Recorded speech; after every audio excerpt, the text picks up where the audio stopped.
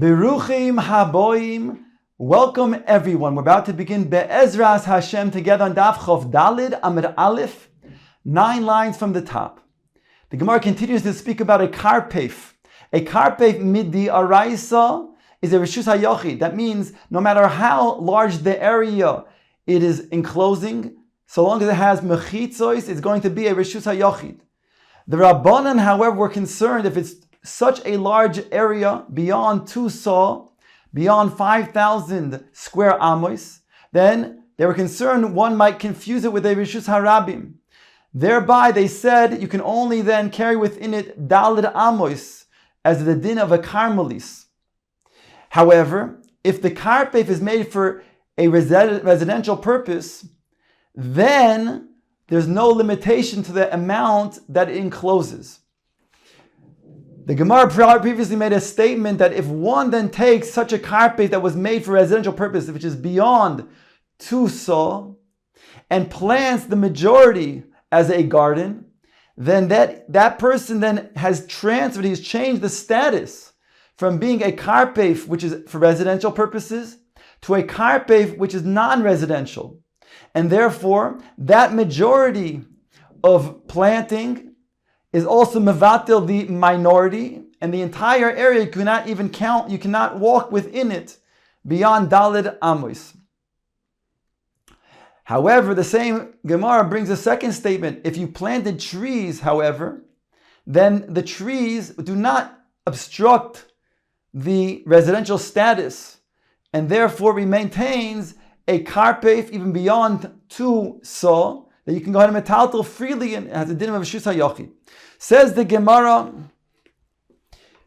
Nota ruba harehu kechotzer umutar, quoting the statement that if a majority of this karpef that was made for residential purposes was planted with trees, then it doesn't disturb the status. It remains a karpef for residential purposes. Omar Rav Yehuda Omar Rav Yimi v'hu she'asuin itztablois. That's providing that the trees are made in rows. Then it's going to then not disturb the status as a residency. Diuk, however, if it's going to be trees that are all over the place, then it will then lose its status as a residential karpef. Rav Nachman Omar Afal Pishe Ein Asuyin Itzlablois. Rav Nachman argues and says, no, the trees can be in any haphazard way. It will not disturb the status of a residential karpef. Mar Yehuda ikloi lebe Rav Huna bar Yehuda chazneu lahanhu deloy avidit istablois v'kamavatle megavayu v'kamatataltele megavayu. Rav Yehuda, Mar Yehuda visited the house of Rav Huna bar Yehuda, and he saw that in this area that was greater than 2 saw, this karpef, the trees were in haphazard ways. They weren't in lines, in rows, and still they were metaltal within that area freely.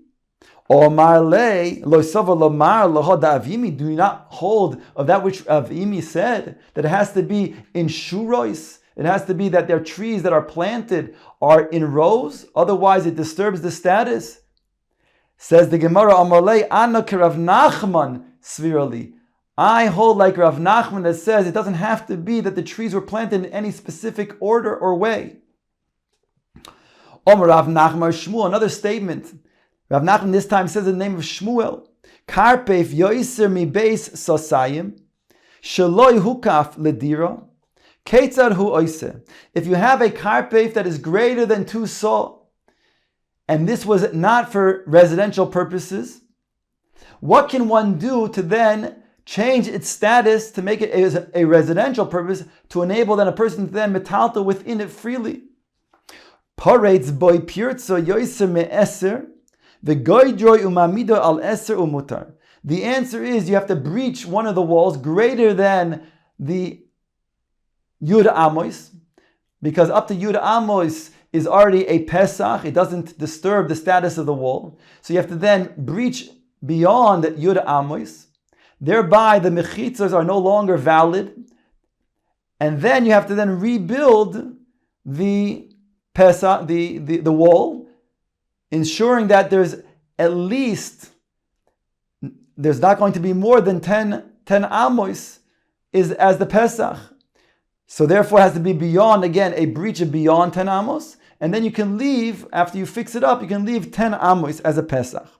Then it'll then change the status to be now a karpe for residential purposes, and you call it a metaltal, even though it's beyond 2 saw. The Gemara now has the following question. Paratz amo v'godar amo. If you were to break down 1 amo and then build the fence on that amo. Paratz am v'godro. And then you would break down another amma and build a fence covering that amma that was broken. Until you got to the point where you then did so beyond 10 amos, and then you fixed it. Mahu, what is the din? In other words, the Gemara is asking, is it going to be sufficient for you to then go ahead and break it down each amma at a time, and that's enough to be considered to be that you were then mevatel the mechitza? Or no, it has to be done all at once. Omalei lav hainu desnan kol klei bale batim shiurin kirimonim. He said, the Gemara says, do we not have the following Mishnah when a balabayas has a kli, let's say a kli made of 8s, a bowl, and it gets a hole in it, so it doesn't change the status of the kli until it gets such a big hole that a rimoin, a pomegranate, can go through it. Then it's mevatil, the status of a kli, whereby if it was tameh beforehand, and it gets such a size hole of a pomegranate, then it now is nithar. The kli is now batil, it no longer remains tameh. Uboy Chizkiya. Now Chizkiya had asked the following question: Nikev kemoitzi zayis v'sosmoy.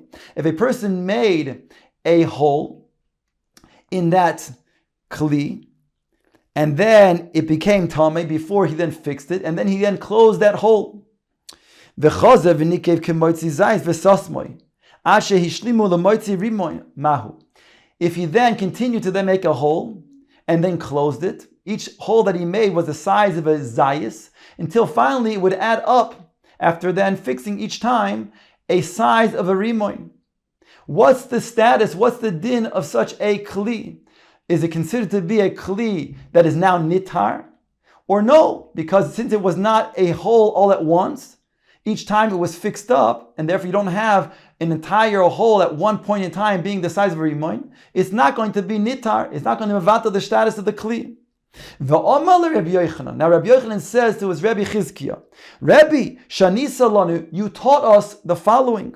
Sandal shenifseko achas me'oiznov v'tikna tamei midras. The Mishnah states that if a person who is tamei as a zov, and he puts his foot into a sandal,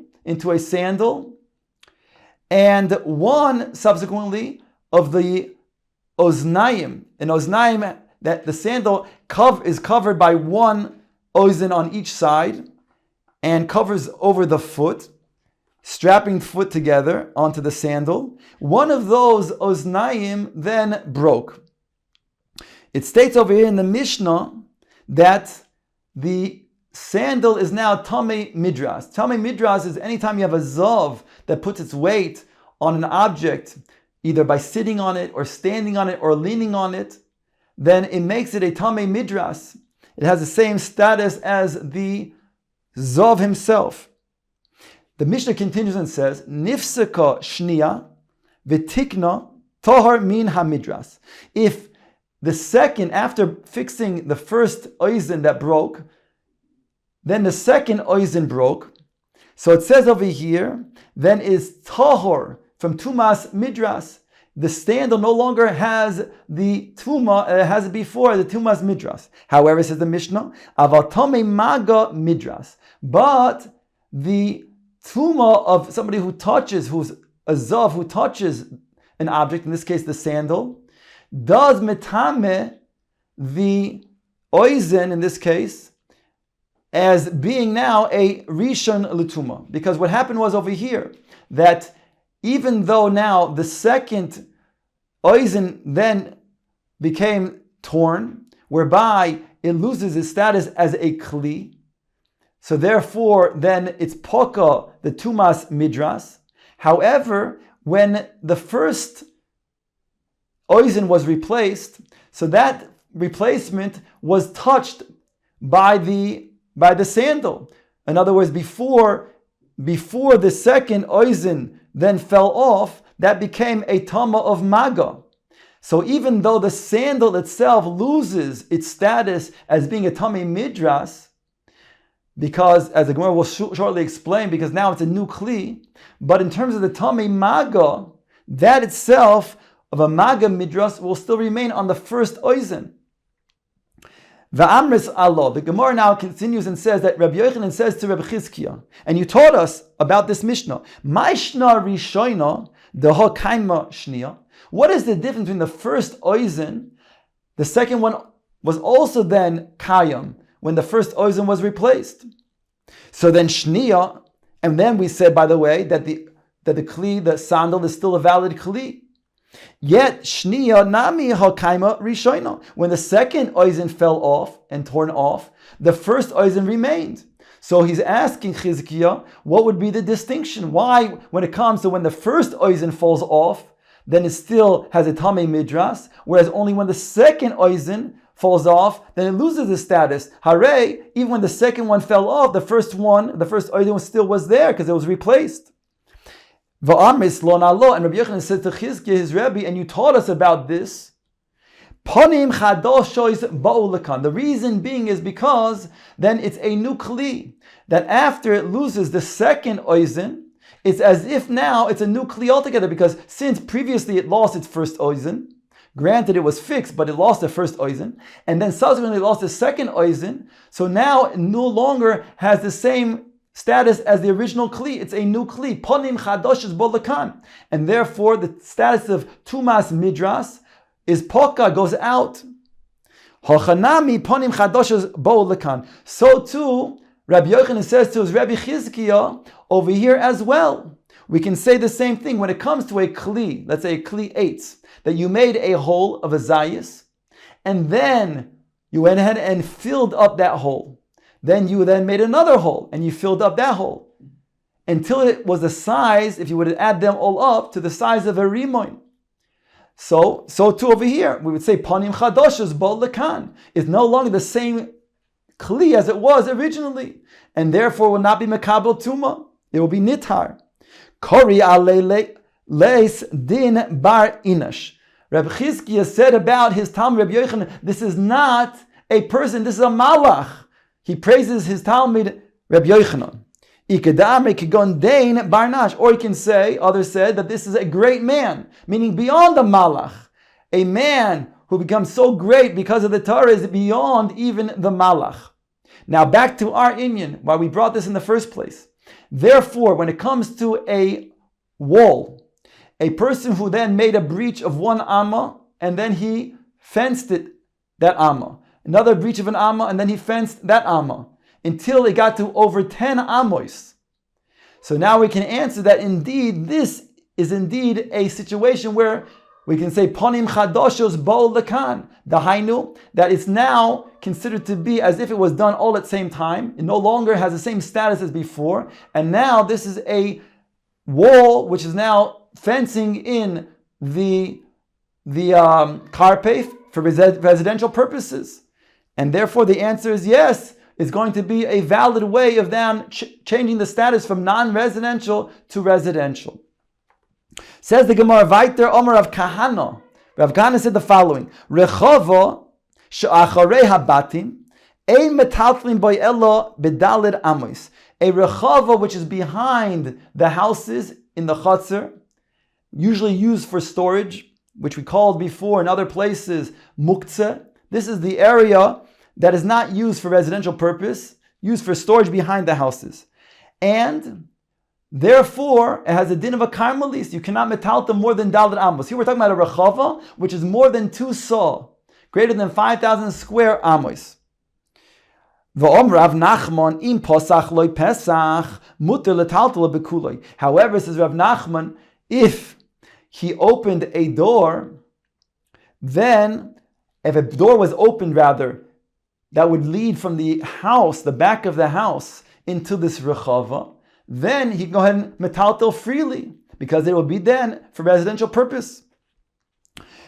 Pesach matiroi, because the Pesach that is going from behind the house into the rechava is now matir. V'lo ya'amon ela sheposach levesoif hukaf. Abahukav v'soif posach loy. And Rav Nachman then qualifies his statement by saying that's providing that he first made the Pesach from behind the house, and then he encircled the rechava with walls. Then it's clearly made for residential purpose, but not vice versa. If he already had walls around the rechava, and then he made a Pesach from the behind the bayis, that would not be valid. Says the Gemara, Posach levesoif hukaf pshita. It's poshit that he'd have to then make a entranceway from behind the house, and then encircle it with the walls of the rechava. That's pshita. That's poshit that it has to be that way. If so, what is then Rav Nachman coming to tell us? If it's done in that way, then certainly that's going to be valid as a residential area of a rechava, and therefore you can go metaltal beyond 2 saw. Says Gemara Lo Tzricha, the is bay dori, because here we're talking about a situation where there was a threshing floor that they would thresh the tvua that was in this rechava. So even though there was a entranceway from the behind the bayis into the rechava, you might think that it was going for the bay dori. Mao deseimo adaite the bay dori avdei. You might have said that what is he doing this Pesach for? Just to have access to the threshing floor. And therefore, then it's not going to be for residential purpose. Komash malon, he had it in mind for residential purpose, and therefore, when he then made the wall around it, it's going to be a residential karpef.